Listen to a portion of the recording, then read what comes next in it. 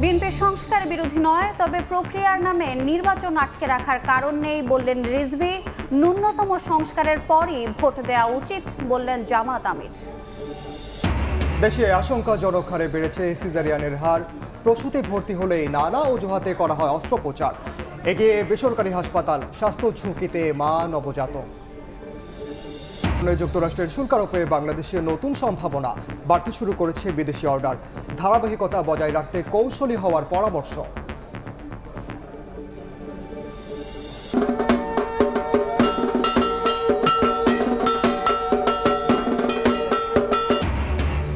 বাণী অর্চনা, অঞ্জলি আর ভক্তিতে বিদ্যাদেবীর আরাধনা, শিক্ষা প্রতিষ্ঠান ও মণ্ডপে মণ্ডপে সরস্বতী পূজার নানা আয়োজন, কঠোর নিরাপত্তা ব্যবস্থা।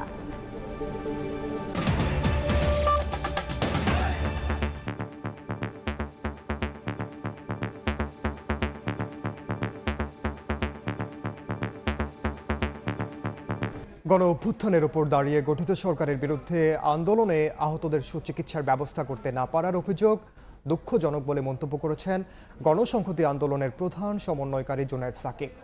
চিকিৎসায় দীর্ঘসূত্রিতার জন্য অনেক ক্ষেত্রে স্বৈরাচারের দোসররা দায়ী বলেও দাবি তার। এটা অত্যন্ত দুঃখজনক, বিব্রতকর, এবং যে সরকার আসলে এই এত বড় অভ্যুত্থান, এত বড় আত্মত্যাগের উপর দাঁড়িয়ে গঠিত হয়েছে, শহীদদের তালিকা প্রণয়ন, তাদেরকে জাতীয় মর্যাদায় অধিষ্ঠিত করা, তাদের পরিবারের দায়িত্ব গ্রহণ করা, আহতদের চিকিৎসা এবং তাদের জীবনের দায়িত্ব গ্রহণ করা, এগুলো তাদের অগ্রাধিকার। কোনোভাবেই অগ্রাধিকার থেকে তারা অন্যদিকে মনোযোগ দিতে দেওয়াটা তাদের জন্য সমীচীন নয়। এখন সরকারের দিক থেকে সরকার কিন্তু অনেকগুলো উদ্যোগ নিয়েছেন। আমরা যখন সরকারকে জিজ্ঞেস করছি, তারা বলছেন তাদের উদ্যোগগুলো নিয়েছেন, কিন্তু বিভিন্ন স্তরে এটা বোঝা যায় যে পুরনো শাসক সরকারের সহযোগী সমর্থকরা আছেন, সেটা চিকিৎসকদের মধ্যে আছেন, নানা ধরনের ব্যবস্থাপনা প্রতিষ্ঠানের মধ্যে আছেন। ফলে নানা জায়গাতেই কিছুটা দীর্ঘসূত্রিতা কিংবা চিকিৎসা অবহেলা, এই সমস্ত বিষয়গুলো ঘটছে। সংস্কারের নামে নির্বাচন আটকে রাখার কারণ নেই বলে মন্তব্য করেছেন বিএনপির সিনিয়র যুগ্ম মহাসচিব রুহুল কবির রিজভী। দুপুরে মুন্সিগঞ্জ জেলা বিএনপির আংশিক আহ্বায়ক কমিটির সদস্যদের নিয়ে শহীদ রাষ্ট্রপতি জিয়াউর রহমানের সমাধিতে শ্রদ্ধা জানান রুহুল কবির রিজভী। পরে সাংবাদিকদের তিনি বলেন, অন্তর্বর্তী সরকারকে নির্বাচনের রোডম্যাপ দিতে হবে, যেন জনগণের বঞ্চনার দুঃস্বপ্ন দূর হয়। সমালোচনা নিতে না পারলে উপদেষ্টার পদ ছেড়ে রাজনৈতিক দল করার আহ্বান জানান রিজভী। বলেন, বিরুদ্ধচারণ নয়, আরও দায়িত্বশীল হতে সরকারের সমালোচনা করছে বিএনপি। এ সময় যে কোনো আন্দোলন দমাতে পুলিশের শটগান ব্যবহার বন্ধ করারও আহ্বান জানান তিনি। অন্তর্বর্তীকালীন সরকার, ডক্টর ইউনূস সাহেবের সরকারকে আপনার নির্বাচনী রোডম্যাপ এবং নির্বাচনের ডেডলাইন এটা দিতে হবে। সংস্কার তো যুগ যুগ ধরে চলবে, এটা তো চলমান প্রক্রিয়া। জনগণের যে দাবি, ডিমান্ড, এই ডিমান্ডের উপর ভিত্তি করেই তো সংস্কার হবে, কিন্তু তার জন্য নির্বাচন আটকে রাখার কোনো মানে হয় না। আন্দোলন দমানোর জন্য অথবা যে কোনো রাজনৈতিক কর্মসূচিকে দমন করার জন্য গুলির ব্যবহার, শটগানের ব্যবহার চিরদিনের জন্য নিষিদ্ধ করতে হবে। আপনারা উপদেষ্টার পদ থেকে ছেড়ে দিয়ে রাজনৈতিক দল করেন, কারণ গণতন্ত্রে বিরোধী দল কথা বলবে, সমালোচনা করবে। ন্যূনতম সংস্কারের আগে নির্বাচন হওয়া ঠিক হবে না বলে মনে করেন জামাতে ইসলামীর আমির ডাক্তার শফিকুর রহমান। সকালে দিনভর কর্মসূচিতে অংশ নিতে ফেনী যান তিনি। প্রথমে সুলতানপুরে বন্যায় ক্ষতিগ্রস্ত কয়েকটি পরিবারকে ঘর উপহার দেন আমির। এরপর সীমান্তে বল্লামুখা বাঁধ পরিদর্শন শেষে ভবিষ্যতে এমন সরকার হোক, গ্রাম থেকে শহর সব জায়গায় যেন তাদের দায়বদ্ধতা থাকে বলে মন্তব্য করেন আমির। সফরকালে তার সঙ্গে জেলা ও উপজেলা পর্যায়ের নেতাকর্মীরা উপস্থিত রয়েছেন।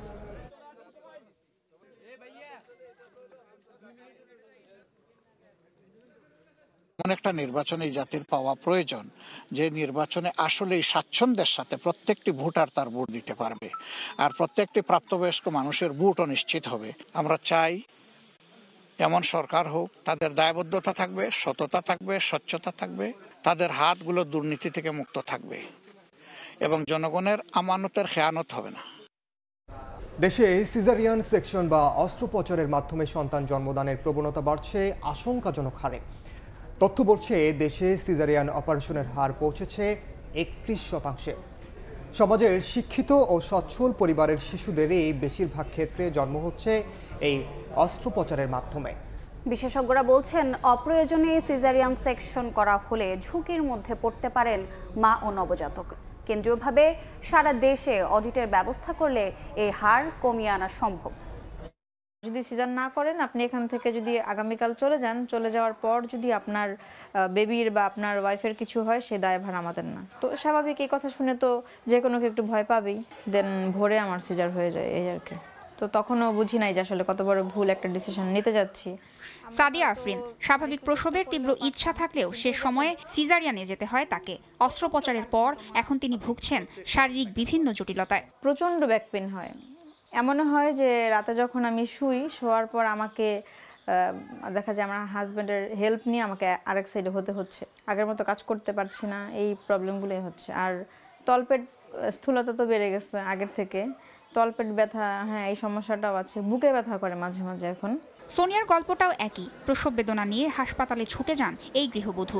10 দিন আগে সিজারিয়ানের মাধ্যমে সন্তান প্রসবের পর গুরুতর ইনফেকশন নিয়ে সঙ্গী অসহ্য যন্ত্রণা। সিজারের পরেই তো শিলি কাটাইতে আইসি, পরে ইনফেকশন ধরা পড়ছে। এখন শিলি পুরা খুইলা দিছে, খুইলা বলছে কি যে হারা ড্রেসিং করব। প্রসূতি মায়ের কষ্ট, কিছু কিছু ক্ষেত্রে সন্তানের স্বাস্থ্য ঝুঁকি আর নিশ্চিতভাবেই বেশি খরচের ধাক্কা। এরপরও সিজারিয়ান পদ্ধতিতে কেন বাড়ছে সন্তান প্রসবের প্রবণতা? মায়েদের কাছেই মিলছে এই প্রশ্নের উত্তর। অনেক চেষ্টা করছিল কিন্তু হয় নাই বলে বিকাল 5টার সময় বলছে সে সিজার করা লাগবে। গত মাসে 24 তারিখ হয়েছিল। এই ইনফেকশনের লেগে আবার এই ভর্তি থাকা রইল। জানলে আর সিজার করতাম না, অনেক কষ্ট। ভয় লাগছে কিন্তু লাগার পরেও ডক্টররা বলেছে ইমার্জেন্সি এখন অপারেশনটা করে ফেললে ভালো হবে, না হয় পরবর্তী সময় বাচ্চাদের যে আমি ওয়েট করি তাই এটা বাচ্চার প্রতি খারাপ হতে পারে। বিশ্বব্যাপী 10 থেকে 15% প্রসব সিজারিয়ান বা সি সেকশনে করানোর সীমা নির্ধারণ করে দিয়েছে বিশ্ব স্বাস্থ্য সংস্থা। অথচ বাংলাদেশে সেই সীমা ছাড়িয়েছে দ্বিগুণেরও বেশি। Bangladesh demographic and health survey 2022-এর প্রাথমিক ফলাফল অনুযায়ী 2011 সালে সিজারিয়ান সন্তান জন্মদানের হার ছিল 18%। 2014 সালে এই হার বেড়ে হয় 24%। 2017 থেকে 2018 সালে 34% ও 2022 সালে এটি ছিল 45%। অনেক পরিবারই ডাক্তারের কাছে সি সেকশন অর্থাৎ সিজারিয়ান অপারেশনের চাহিদা দেখিয়ে থাকেন। বিশেষজ্ঞরা বলছেন এর প্রধান কারণ লেবার পেইন অর্থাৎ প্রসব বেদনাকে ভয় পাওয়া। শুধু তাই নয়, প্রসব বেদনা সম্পর্কে পর্যাপ্ত ধারণা না থাকাকেও দায়ী করছেন বিশেষজ্ঞরা। তারা বলছেন বাংলাদেশে সিজারিয়ান অপারেশনের বেশিরভাগই হচ্ছে বেসরকারি হাসপাতাল বা ক্লিনিকগুলোতে। স্ট্যাটিস্টিক দেখা যাচ্ছে মেইনলি প্রাইভেট সেক্টরে যারা করে ডেলিভারি তাদের সিজারিয়ান সেকশন রেটটা বেশি হয়। তাতে হচ্ছে মায়েদের বাচ্চার রিস্ক নিতে চায় না, হ্যাঁ, তাদেরই হয় এটা। কিন্তু গভর্নমেন্ট সেক্টরে কিন্তু ডেলিভারিটা নর্মাল ডেলিভারিটাই বেশি হয়। যত নর্মাল ডেলিভারির দিকে যাওয়া যায় তত কিন্তু মার জন্য বাচ্চার জন্য ভালো।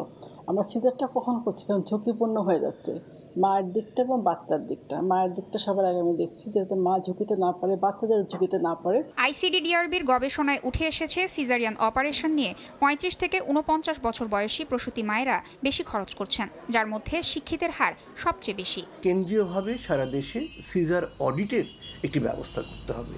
এর মধ্য দিয়ে অপ্রয়োজনীয় সিজারগুলোকে আমরা বাদ দিতে পারি। বিশেষজ্ঞরা বলছেন অপ্রয়োজনীয় সিজার বন্ধে সচেতনতা বাড়ানোর সঙ্গে সঙ্গে বেসরকারি হাসপাতাল ক্লিনিকগুলোকে আনতে হবে জবাবদিহির আওতায়। তাসনিয়া নিশাত মিম, সময় সংবাদ, ঢাকা। এদিকে ময়মনসিংহ নগরের অলি গলিতে গড়ে ওঠা বেসরকারি হাসপাতাল ক্লিনিকগুলোর প্রায় সবগুলোই সিজার নির্ভর।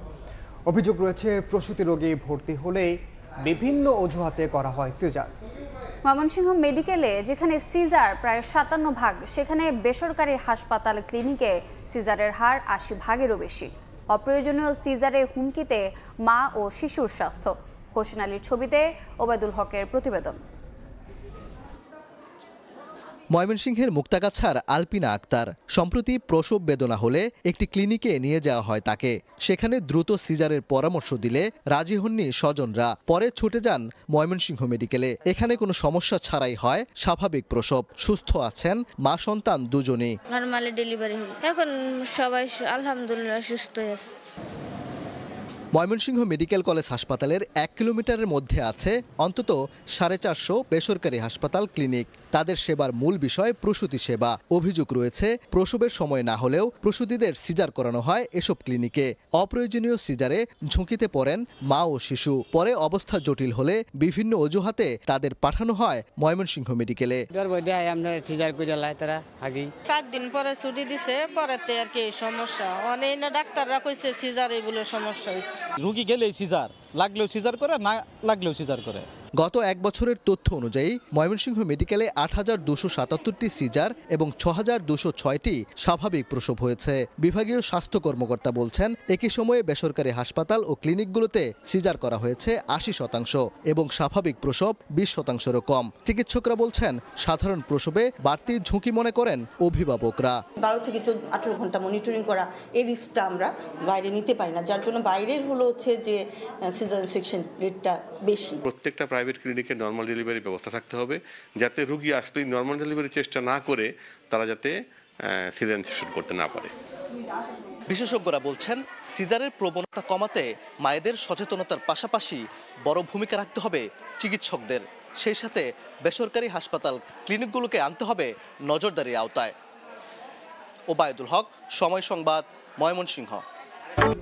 লিবিয়া উপকূলে ডুবে যাওয়া নৌকার এখনও ৩১ জন নিখোঁজ রয়েছে বলে জানান লিবিয়ায় বাংলাদেশের রাষ্ট্রদূত। এছাড়া এখনও হাজারো অবৈধ বাংলাদেশি আটকে আছেন লিবিয়ায়। ইউরোপে যাওয়ার অবৈধ পথ বেছে নেওয়ায় দেশের ভাবমূর্তি যেমন ক্ষুণ্ণ হচ্ছে এবং কাজে বেগ পেতে হচ্ছে বলে জানিয়েছে দূতাবাস। স্বরাষ্ট্র মন্ত্রণালয়ে আমরা আমাদের নোট ভার্বাল দিয়েছি যে জরুরি ভিত্তিতে আমরা ওই এলাকায় যে বাকি দেখতে চাই, যে একটু ইনকোয়ার করতে চাই, এই ব্যাপারে নিশ্চিত হতে চাই, বাট এখন পর্যন্ত আমরা পারমিশন পাইনি। গত ১.৫ বছরে বিভিন্ন বন্দিশালা থেকে মুক্ত করে ৪,২০০ বাংলাদেশিকে দেশে ফেরত পাঠানো হয়েছে। এখনো হাজারো অবৈধ বাংলাদেশি আটকে আছে লিবিয়ায়। ৪২০০ বাংলাদেশিকে ডিটেনশন সেন্টার, জেলখানা এবং এখানে মানবতর জীবনযাপন করছিল যারা আগ্রহী ছিল বাংলাদেশে ফেরত যাওয়ার জন্য, আমি তাদেরকে আইওএমের ফ্লাইটের মাধ্যমে তাদের বাংলাদেশে ফেরত যাওয়ার ব্যবস্থা করে দিয়েছি। ত্রিপলি, মিশরাত এবং বেনগাজি থেকে এখনো ৪-৫টা ফ্লাইট যেতে পারবে, এরকম লিস্ট আমার কাছে হয়ে গেছে। ভূমধ্যসাগর পাড়ি দিয়ে ইটালি যাওয়ার যেই অদম্য স্পৃহা, মানুষের মধ্যে যে আগ্রহ, এইটাকে কোনোভাবেই রোধ করা যাচ্ছে না। আপনারা মানুষকে সচেতন করেন যাতে করে মানুষ অবৈধভাবে লিবিয়া হয়ে ইতালিতে যাওয়ার প্রবণতা যেন তারা আর না করে, না দেখায়। অবৈধ অভিবাসীদের কারণে বিশ্ব দরবারে বাংলাদেশের সুনাম ক্ষুণ্ণ হচ্ছে বলে সম্প্রতি মন্তব্য করেন পররাষ্ট্র উপদেষ্টা। যারা ভূমধ্যসাগর পাড়ি দিতে গিয়ে ডুবে মারা যায়, তাদের মধ্যে যখন আমাদের সংখ্যা সবচেয়ে বেশি হয়ে যায়, ইমেজকে তো তখন আপনি ভালো ভালো কথা বলে রক্ষা করতে পারবেন। তাজওয়ার মাহমিদ, সময় সংবাদ। ফল আমদানিতে বর্ধিত সম্পূরক শুল্ক প্রত্যাহার করা না হলে আগামীকাল ও পরশুদিন সারা দেশে বন্দর থেকে ফল খালাস ও সরবরাহ বন্ধ রাখার হুঁশিয়ারি দিয়েছে Bangladesh fresh fruits importer association. সকালে রাজধানীর আগারগাঁয়ে জাতীয় রাজস্ব বোর্ড এনবিআরের সামনের সড়কে মানববন্ধন করে এ ঘোষণা দেন সংগঠনটির শীর্ষ নেতারা। এরপরও যদি দাবি আদায় না হয় তাহলে আগামী ১৩ ফেব্রুয়ারি থেকে অনির্দিষ্টকালের জন্য সব ফল খালাস ও সরবরাহ বন্ধ রাখার কর্মসূচিও দেন তারা। সরকার যদি আমাদের কথা না শোনে, প্রতীকী হিসাবে ৪ এবং ৫ আমাদের ডেলিভারি বন্ধ থাকবে। ৬ তারিখ থেকে ১৩ তারিখ পর্যন্ত খোলা থাকবে। যদি এর মধ্যে সরকার আমাদের কথা না শোনে, আমাদের কাছে না আসে, ১৩ ফেব্রুয়ারি থেকে আমরা অনির্দিষ্টকালের জন্য মাল ডেলিভারি বন্ধ করে দিব। ২৩ জেলা নিয়ে চলছে ৫৮তম বিশ্ব ইজতেমার প্রথম পর্বের দ্বিতীয় ধাপ। নির্দিষ্ট সময়ের আগে রোববার সন্ধ্যার পর থেকেই কানায় কানায় পূর্ণ হয় পুরো ময়দান। কোরআন এবং হাদিসের নসিহতপূর্ণ বক্তব্য শুনে সময় পার করছেন ধর্মপ্রাণ মুসল্লিরা।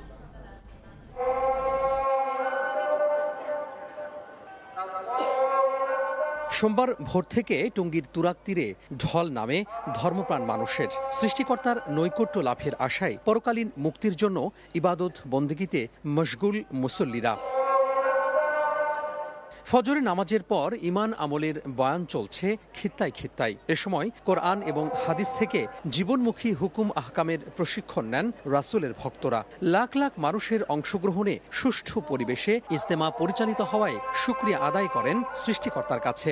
বৃহৎ এ জমায়েত বাংলাদেশে হওয়ায় নিজেদের সৌভাগ্যবানও মনে করেন তারা। তালিম হচ্ছে, আমল হচ্ছে, নামাজ হচ্ছে, মানে বয়ানগুলো শুনতে পারতেছে খুব সহলের সাথে, আরামের সাথে। এত বড় ব্যবস্থাপনা সারা পৃথিবীর কোথাও আছে নাকি? এত বড় একটা গ্যাদারিংয়ের মধ্যে কষ্ট আছে, কে এই কষ্ট সহ্য করতেছে কি জন্য?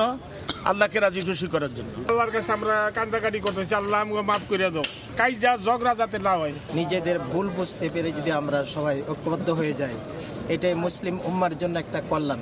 ব্যক্তি জীবনে ইতিবাচক পরিবর্তন ঘটিয়ে সমাজ সংস্কারে ইজতেমার অর্জিত শিক্ষা কাজে লাগাবেন এমন প্রত্যাশা ধর্মপ্রাণদের। বুধবার আখিরি মোনাজাত নির্বিঘ্নে পরিচালনা করতে সব ধরনের প্রস্তুতির কথা জানায় গাজীপুর মেট্রোপলিটন পুলিশ।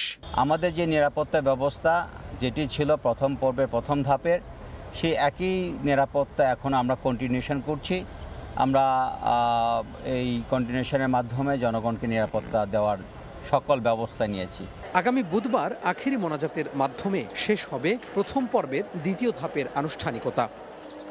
তোহা খান তামিম, সময় সংবাদ, টঙ্গী, গাজীপুর। এই মুহূর্তে টঙ্গীর তুরাগ তীরে ইজতেমা ময়দানে আছেন সহকর্মী তোহা খান তামিম। সরাসরি যাচ্ছি তার কাছে।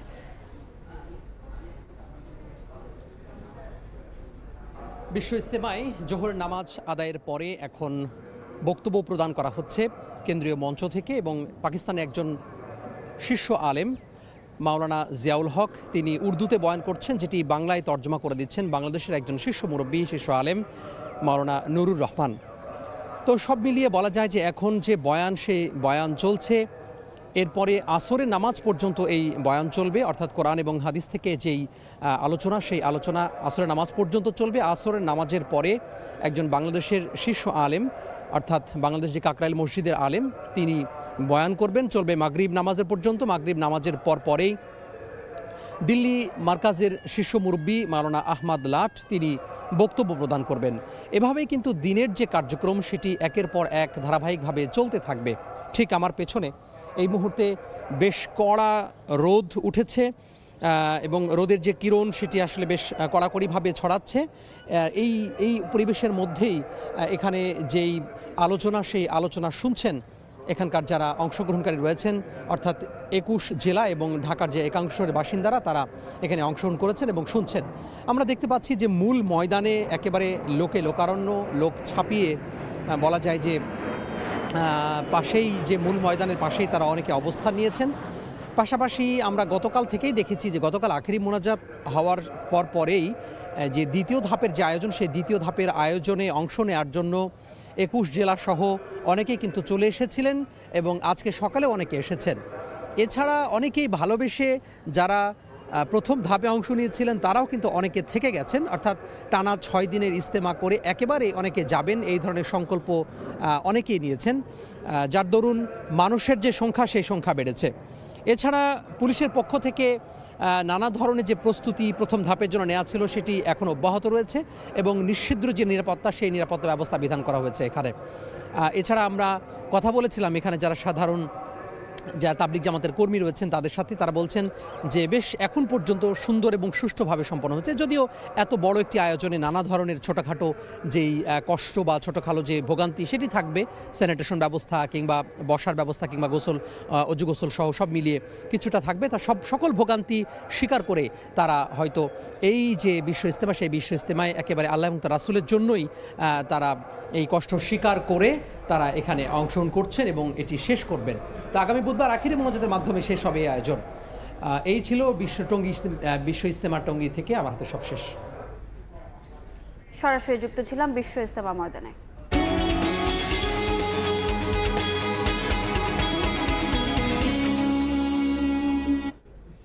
চীনা পণ্যের উপর যুক্তরাষ্ট্রের 10% শুল্ক হার আরোপের ফায়দা পাচ্ছেন বাংলাদেশি ব্যবসায়ীরা।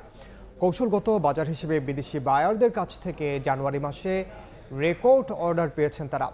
হিসাব বলছে এক মাসেই 33% প্রবৃদ্ধি হিসাবে প্রায় 3 বিলিয়ন মার্কিন ডলারের অর্ডার পেয়েছে বাংলাদেশ। শাখাউদ্দিপুর ক্যামেরায় বিস্তারিত জানাচ্ছেন কমল দে। গত 6 মাসের টানা সংকটের মাঝেও চলতি বছরের জানুয়ারি মাসে সব রেকর্ড ভেঙেছে বাংলাদেশের তৈরি পোশাক খাত। বিজিএমই এর তথ্য অনুযায়ী জানুয়ারি মাসে ঢাকা জোন 30% প্রবৃদ্ধি হিসেবে 2.96 বিলিয়ন মার্কিন ডলারের পণ্য অর্ডার পেয়েছে, আর চট্টগ্রাম জোন 45.72% প্রবৃদ্ধি হিসেবে অর্ডার পেয়েছে 191 মিলিয়ন মার্কিন ডলারের। জানুয়ারির 20 তারিখ থেকে যখন আপনার চাইনিজ হলিডে শুরু হয়ে যায়, এর আগে কিন্তু চায়না থেকে মালগুলো এক্সপোর্ট করাই নিয়ে আসতে হয়। ইনহাউস করার কারণে অর্ডারগুলো আর্লি কিন্তু আপনার বুকিং হয়ে যায়, যার ধরুন আমাদের এই অর্ডারটুকু বেশি দেখা যাচ্ছে। ডিসেম্বর এবং জানুয়ারি মাস থেকেই বাংলাদেশের গার্মেন্টস ব্যবসায়ীরা আসন্ন ফল ও হলিডে মৌসুমের তৈরি পোশাকের অর্ডার পেতে শুরু করে। মার্চ এবং এপ্রিল মাস জুড়ে চলবে এই পোশাক রফতানির জাহাজীকরণ। এখন পিক আওয়ার সিজন, শিপমেন্টের কোয়ালিটি বাড়তি হয় নর্মাল টাইমের থেকে, এটা একটা পয়েন্ট। দ্বিতীয় হচ্ছে বিগত দিনে যে শিপমেন্টগুলো হয়নি ওটা পিছিয়ে আস্তে আস্তে একদম সন্নিকট আসার পরে এই শিপমেন্টগুলো এখন সম্পন্ন হচ্ছে, যার ধরুন আপনি এখানে একটা কনসেন্ট্রেটেড ভলিউম দেখতে পাচ্ছেন। বিজিএমই এর মতো বিকিএমই এর আওতাধীন প্রতিষ্ঠানগুলোতে এসেছে রেকর্ড পরিমাণ অর্ডার। জ্যাকেট, ট্রাউজার এবং ব্লেজারের অর্ডার এসেছে তুলনামূলক বেশি। তবে জানুয়ারি মাসে ঢাকা এবং চট্টগ্রাম জোনের প্রতিষ্ঠানগুলোতে 55,088 কোটি টাকার অর্ডার পেল, তা সাময়িক অগ্রগতি বলে মনে করছেন তৈরি পোশাক খাতের ব্যবসায়ীরা। কাস্টমাররা চায়নার অল্টারনেটিভ খোঁজা আরও আগে থেকে শুরু করেছে, এখন আরও এই জিনিসটাকে আরেকটু ত্বরান্বিত করার চেষ্টা করছে। বাংলাদেশ বছরে প্রায় 46 বিলিয়ন মার্কিন ডলারের তৈরি পোশাক রপ্তানি করছে। এর মধ্যে ইউরোপ এবং আমেরিকা হলো বাংলাদেশের তৈরি পোশাকের সবচেয়ে বড় বাজার। আমেরিকা এবং চীনের যে বিরোধ চলছে তার ফলশ্রুতিতে তৈরি পোশাকের সুফল পাচ্ছে বাংলাদেশ, আর তাই জানুয়ারিতে রেকর্ড প্রবৃদ্ধি হয়েছে। কমল দে, সময় সংবাদ, চট্টগ্রাম। 4 দশক ধরে আপনার ফাইন্যান্সিয়াল পার্টনার আইডিএলসি। বাণী অর্চনা, অঞ্জলি আর ভক্তিতে চলছে বিদ্যা দেবীর আরাধনা। ঢাকঢোল আর শঙ্খধ্বনিতে মুখর সারা দেশের পূজা মণ্ডপ আর শিক্ষা প্রতিষ্ঠান। সরস্বতীর চরণে অঞ্জলি দিচ্ছেন ভক্তরা। অসাম্প্রদায়িক ও জ্ঞানভিত্তিক সমাজের প্রার্থনা সবার কণ্ঠে। শ্বেত শুভ্র বসনা সরস্বতী দেবীর এক হাতে বেদ, অন্য হাতে বীণা। জ্ঞান ও বিদ্যার এই দেবী সত্য ও ন্যায়ের প্রতীক হয়ে প্রতি বছর আসেন মাঘ মাসের শুক্লপক্ষের পঞ্চম তিথিতে। বিদ্যার দেবী সরস্বতীকে বরণে তাই এই আয়োজন। ঘণ্টির আওয়াজ আর পুরোহিতের মন্ত্রপাঠে মুখর দেশের বিভিন্ন পূজা মণ্ডপ। পূজা শেষে সবার মঙ্গল কামনায় অঞ্জলি নিবেদন করেন ভক্তরা। প্রতি বছর আসলে এই দিনটার জন্য তো বাচ্চারা আরো বেশি, আজকে দিন পড়তে হবে না, বই খাতা মায়ের কাছে দিয়ে দিবে, মা পড়াশোনা করবে। আমাদের সবাইকে যেন মা সুবুদ্ধি প্রদান করে এবং সেইভাবে যেন আমরা এগোতে পারি। সরস্বতী পূজার বিশেষত্ব হাতে খড়ির রীতি, যার মাধ্যমে শিক্ষাঙ্গনে প্রবেশ করে শিশুরা। অভিভাবকদের চাওয়া বিদ্যা বুদ্ধিতে আগামী দিনে জগৎ উজ্জ্বল করবে আজকের শিশুরা। আমরা সঙ্গীতের মাধ্যমে মাকে বরণ করে নিয়েছি। মা সরস্বতীর কাছে বিদ্যা দাও, বুদ্ধি দাও, জ্ঞান দাও ও সুরের আরাধনার জন্য তার কাছে আমি চেয়েছি। আজকের দিনে কিন্তু হাতে খড়ি করে তারা তাদের এই বিদ্যার জীবনে বা এই লেখাপড়ার জীবনে কিন্তু প্রবেশ করে। পূজা ঘিরে জোরদার করা হয় নিরাপত্তা ব্যবস্থা। নিরাপত্তা ব্যবস্থা খুবই সুন্দর এবং প্রশাসনের সাথে এবং পুলিশের মহোদয়ের সাথে আমাদের আলোচনা হয়েছে, তারা খুব সুন্দর ব্যবস্থা নিয়েছে। মাদারীপুরে 65টি, বরিশালে 22টি, চট্টগ্রামে 12টি সহ দেশের বিভিন্ন শিক্ষা প্রতিষ্ঠান ও মণ্ডপে মণ্ডপে একযোগে সরস্বতী পূজার উৎসব আনন্দে মাতেন সনাতন ধর্মাবলম্বীরা। ফারিয়া ফারজানা, সময় সংবাদ। সরস্বতী পূজার আরও খবর জানাতে এই মুহূর্তে ঢাকা বিশ্ববিদ্যালয়ের জগন্নাথ হলে আছেন সহকর্মী আয়েশা সিদ্দিক সামিয়া। সরাসরি যাচ্ছি তার কাছে। বিদ্যা, বাণী আর সুরের দেবী সরস্বতী। দেবী সরস্বতীর পূজার আনুষ্ঠানিকতা শেষ হলেও এখনও কিন্তু জগন্নাথ এই হলের পূজা মণ্ডপগুলোতে ভিড় করেছে দর্শনার্থীরা। আমরা যদি একটু দেখি, সেই সকাল থেকে চলছে পূজা অর্চনা এবং তবুও কিন্তু ভক্তদের আনাগোনা একটুকু কমেনি বলা চলে। ঢাকা বিশ্ববিদ্যালয়ের প্রতিটি অনুষদেই কিন্তু ভিন্ন ভিন্ন থিমে, ভিন্ন ভিন্ন আঙ্গিকে 70টি মণ্ডপ সাজিয়েছে এবার। ভক্তরা এই মণ্ডপগুলো ঘুরে ঘুরে দেখছেন এবং প্রতিমার যে সৌন্দর্য সেটি উপভোগ করছেন। জ্ঞান এবং বিদ্যার দেবীর কাছে ভক্তদের একমাত্র চাওয়া যেন অজ্ঞতার অন্ধকার দূর করে আলোর পথের দেখা মেলে তাদের জীবনে। এই মণ্ডপ ঘুরেছে আমরা সকাল থেকেই। এখানে কিন্তু সকালে পূজা অর্চনা হয়েছে, দেবী মায়ের চক্ষু প্রতিষ্ঠার মাধ্যমেই কিন্তু পূজার যে আনুষ্ঠানিকতা সেটি শুরু হয়েছিল। এই মণ্ডপটি কিন্তু ঢাকার এক বড় মণ্ডপ বলা চলে এবং এর পাশাপাশি কিন্তু জগন্নাথ বিশ্ববিদ্যালয়েও একটি হলের আয়োজন করেছে এবার। সেখানেও কিন্তু সেই বিশ্ববিদ্যালয়ের যেই হল মানে ডিপার্টমেন্টগুলো রয়েছে তারাও কিন্তু আসলে একাধিক মণ্ডপ কিন্তু সেখানে করেছিল। এবার এখানে কিন্তু আমরা দেখছি যে 70টির মতো পূজা মণ্ডপ রয়েছে এবং প্রতিটি কিন্তু ভক্তরা ঘুরে দেখছেন। ভক্তরা কিন্তু বাচ্চাদেরকে নিয়ে এসেছেন, শিক্ষার্থী যারা আছে এবং নতুন যারা আসলে স্কুলে পড়তে যাবে তাদেরকে এখানে এনেছে, তাদের হাতে খড়ি হয়েছে। এবার বিদ্যার মায়ের কাছে তারা আসলে তাদের সন্তানের যে জ্ঞান বৃদ্ধি সেই চাওয়াটাই কিন্তু তারা আসলে আমাদেরকে জানিয়েছেন। এছাড়া পূজা মণ্ডপের যে নিরাপত্তা সেটি নিশ্চিত করার জন্য কিন্তু এবার আইনশৃঙ্খলা বাহিনী তৎপর রয়েছে এবং নিরাপত্তা কর্মীরও কিন্তু সংখ্যা বাড়ানো হয়েছে। এবার এই পূজা মণ্ডপের আসলে পরিদর্শনে আসেন বেলা 11টার দিকে পরিদর্শনে আসেন তথ্য উপদেষ্টা নাহিদ এবং ক্রীড়া উপদেষ্টা আসিফ। আমরা আসলে দেখছি সকাল থেকেই দর্শকদের, ভক্তদের, অনুরাগীদের কিন্তু ঢল ছিল এই পূজা মণ্ডপে। এই ছিল আমার কাছে পূজা মণ্ডপ থেকে সর্বশেষ। সরাসরি যুক্ত ছিলাম ঢাকা বিশ্ববিদ্যালয়ে। শুল্ক আরোপের বিষয়ে মেক্সিকো ও কানাডার সঙ্গে সোমবার কথা বলবেন মার্কিন প্রেসিডেন্ট ডোনাল্ড ট্রাম্প। চীনের উপর শুল্ক আরোপের ঘোষণার একদিন পর এ কথা জানান তিনি। একই সঙ্গে ইউরোপীয় ইউনিয়নের ওপর চড়া শুল্ক জারি করলেও যুক্তরাজ্যের শুল্ক স্থগিতের ঘোষণা দেন তিনি। নির্বাচনে জয়ের আগে থেকেই কানাডা, মেক্সিকো, চীনের ওপর চড়া শুল্ক আরোপের ঘোষণা দিয়ে আসছিলেন মার্কিন প্রেসিডেন্ট ডোনাল্ড ট্রাম্প। যেই কথা সেই কাজ। মেক্সিকো কানাডার ওপর 25% এবং চীনের ওপর বাড়তি 10% শুল্ক আরোপ করেন তিনি।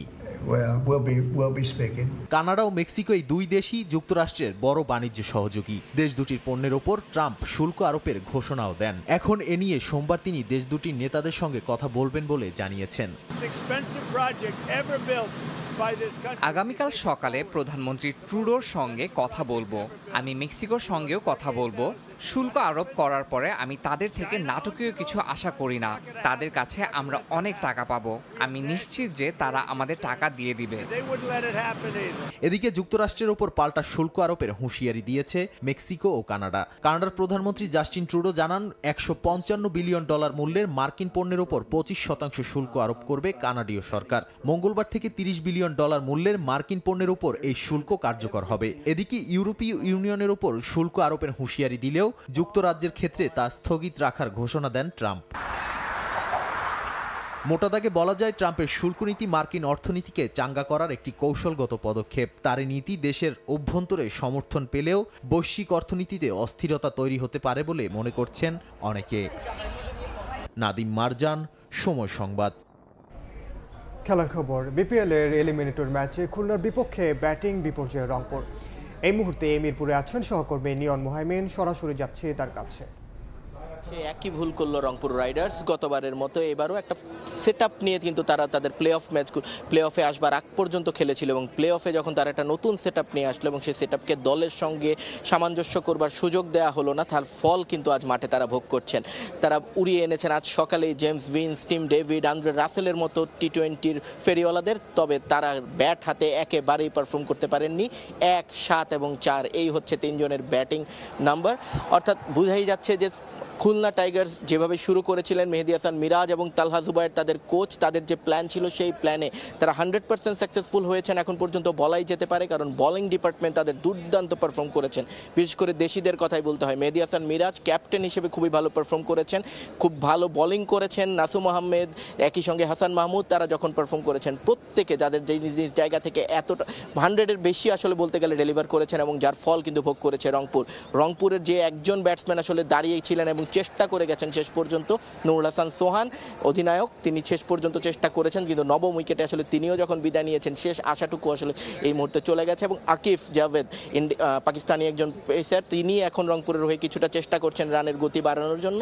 তবে যা ধ্বংসাবশেষ আসলে হয়ে যাওয়া সেটা হয়ে গেছে রংপুরের, সেই জায়গাটা থেকে আসলে কতটুকু উতরাতে পারে রংপুর ম্যাচ শেষে বাকিটা বোঝা যাবে। আজকে লাস্ট সন্ধ্যাবেলা একটা প্লে অফ রয়েছে, সেই প্লে অফে বরিশাল এবং চিটাগং কিংস মুখোমুখি হবে। তো এই ছিল আমার কাছে মিরপুর থেকে সবশেষ। সরাসরি যুক্ত ছিলাম মিরপুরে। এ পর্যায়ে শীর্ষ সংবাদগুলো জানিয়ে দিচ্ছি আরেকবার। বিএনপি সংস্কার বিরোধী নয়, তবে প্রক্রিয়ার নামে নির্বাচন আটকে রাখার কারণ নেই বললেন রিজভী। ন্যূনতম সংস্কারের পরে ভোট দেওয়া উচিত বললেন জামাত আমির।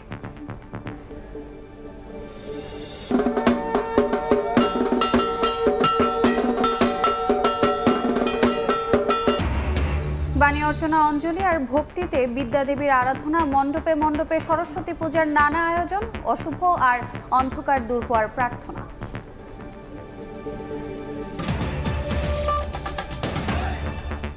এই ছিল দুপুরের সময়ে, সঙ্গে থাকুন সময়ের।